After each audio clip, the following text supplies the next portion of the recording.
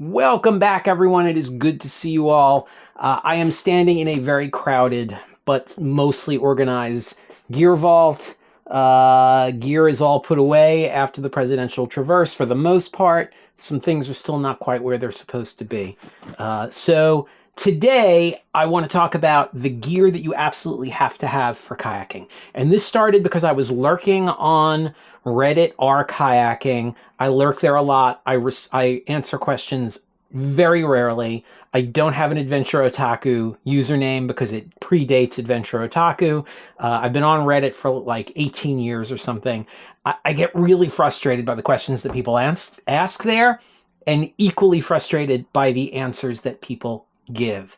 I don't feel like it's a great place for getting actionable, usable information. So lately, I've been seeing questions there and answering them here in hopes that the people who need them will find them. Today, I want to talk about something that I see questions about pretty frequently on Reddit, which is what gear do I need to start kayaking? So like I've bought a kayak, now what do I need? We're going to talk about this two ways. The first is for recreational paddlers and some overlap into fishing paddlers. And then on this side, we're going to talk about kayak tours. So you want to do multi-day, here's gear you need to be thinking about. This is the stuff you have to have. Let's go.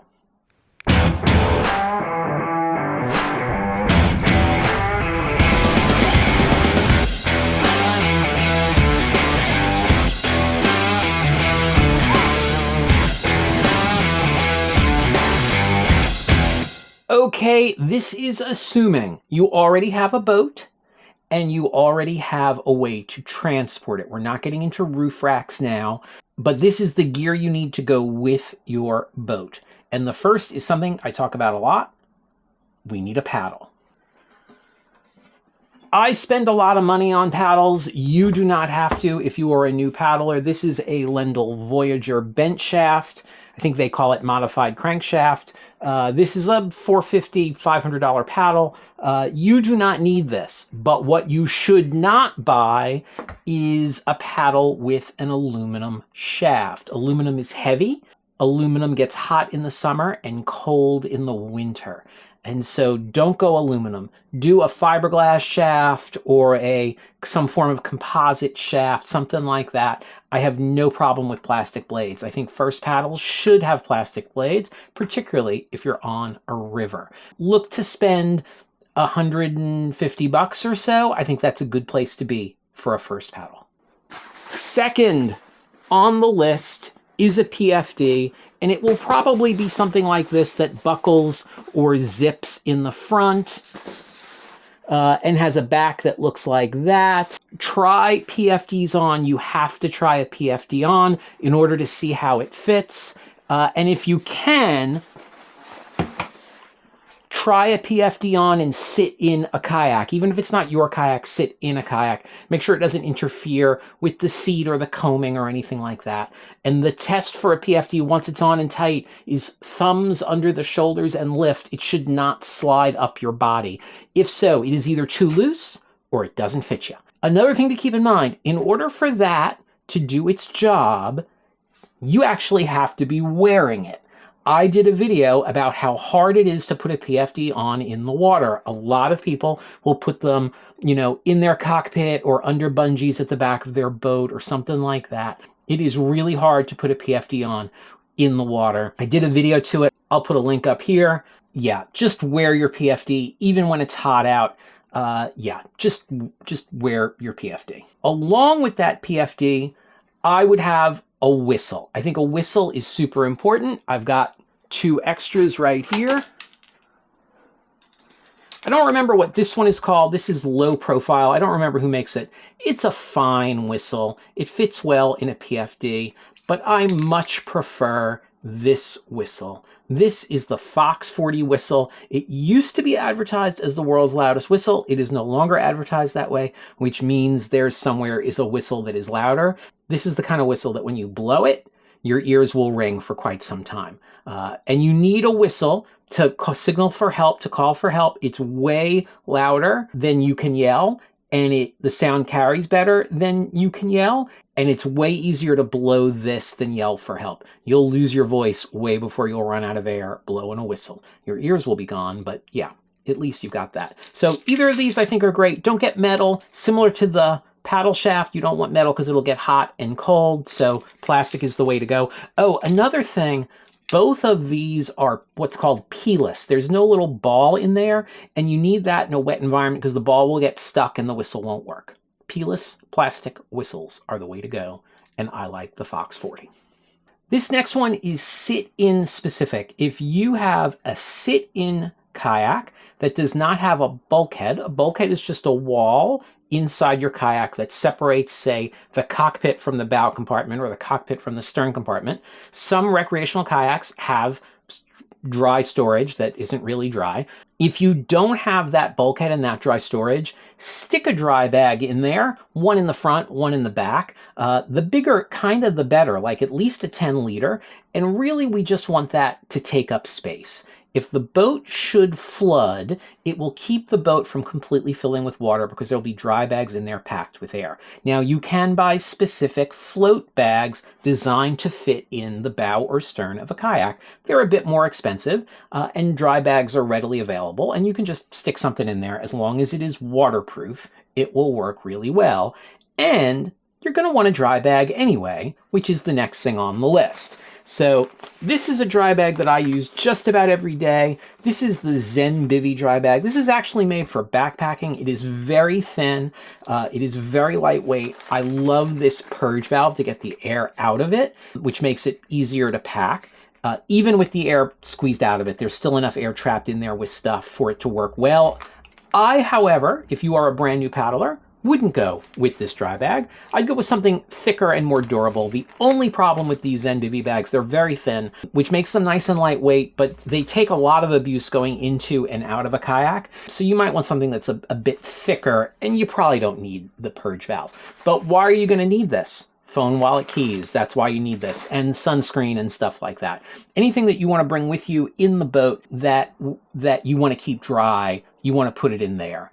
So I think a dry bag is a great thing to have for you recreational paddlers. Just for clarity, the dry bag should be for everyone, not just sit-ins. The flotation, which could be a dry bag, is just going to be needed for sit-in kayaks. If you've got a sit-on kayak, we don't have to worry about that flooding with water.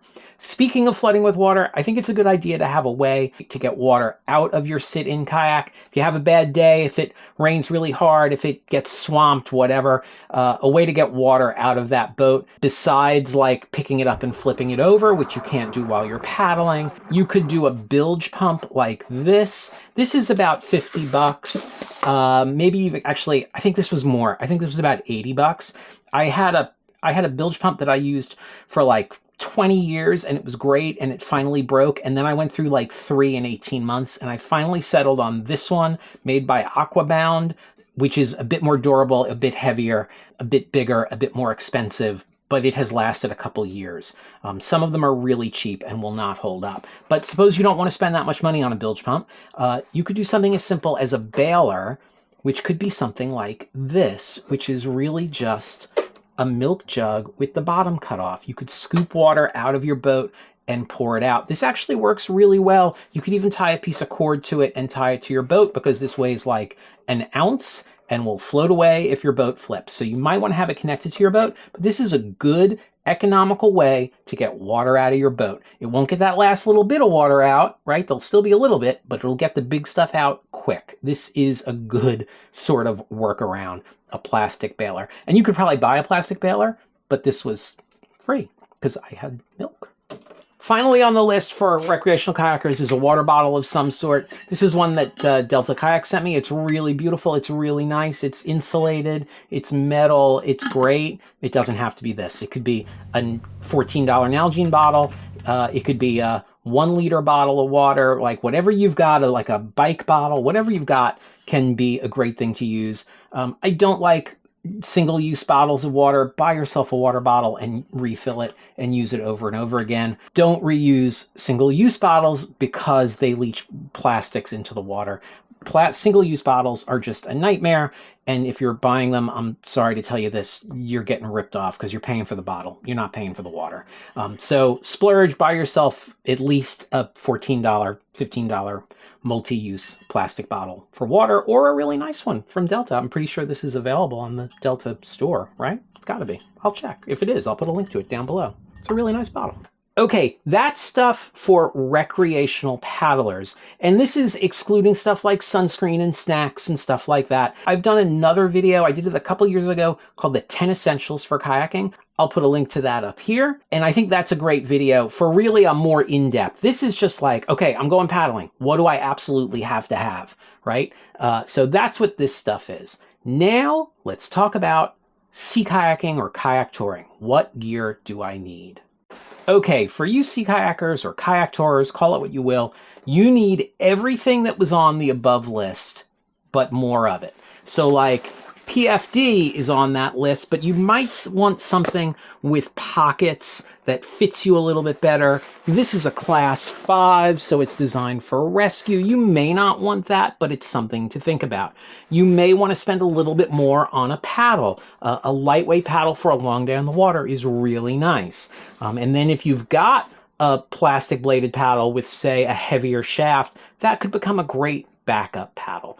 I've done lots of videos where I talk about choosing paddles and choosing PFDs and all sorts of stuff like that. There's tons of resources for you if you dig back into my library. I'm going to go a little bit further and talk about some more stuff that you're going to want to have.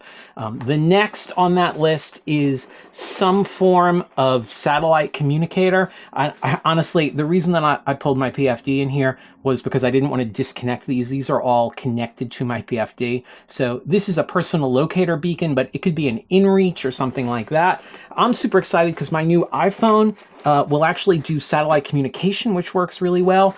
And I would also say a light source of some sort. This is also connected to my PFD.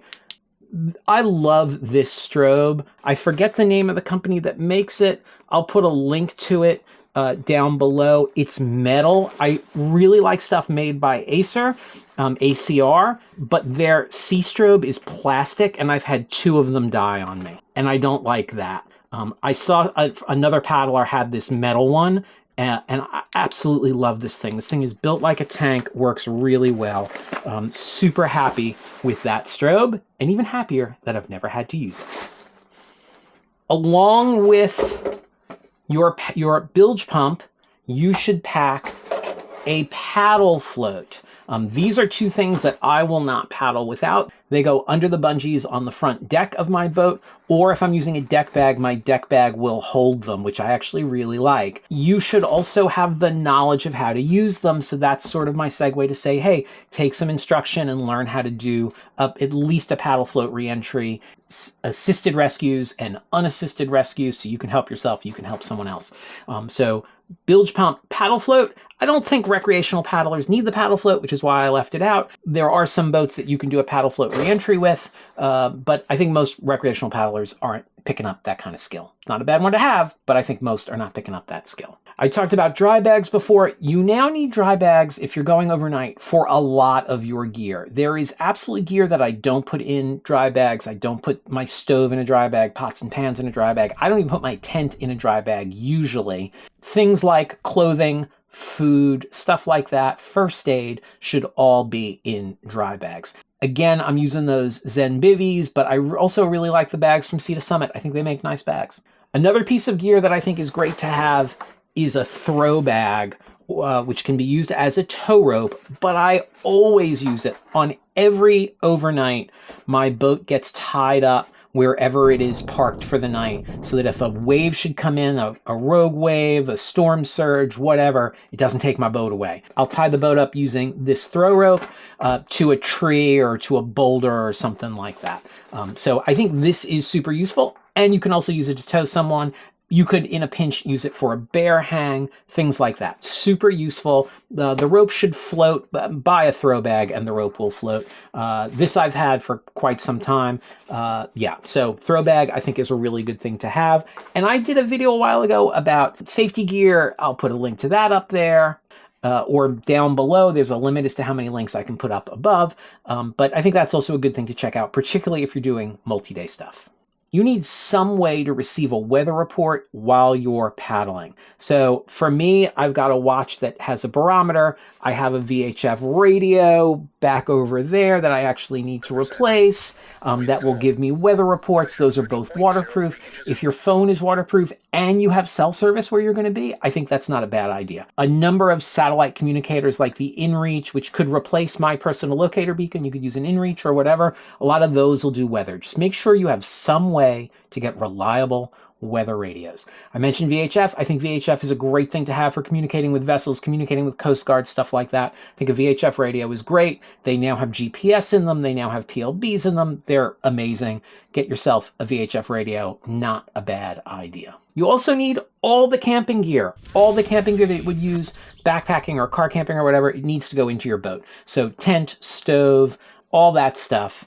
Layers for weather. I like to do paddling clothes and land clothes, but all that gear needs to be packed in your boat. And if it needs to be waterproofed, it needs to be waterproofed. I will also say if you go to Coffee, there are links down below to Coffee. There you can buy my 30-day gear list.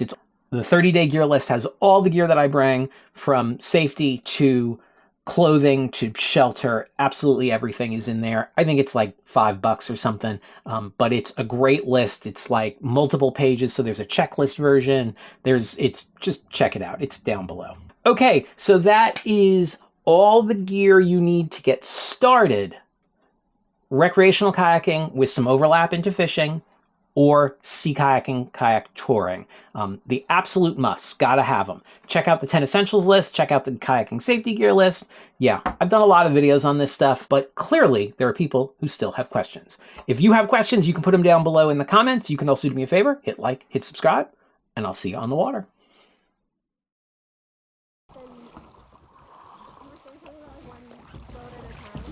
Yeah, if someone capsizes, you try to hold, don't try to push yourself. Cool?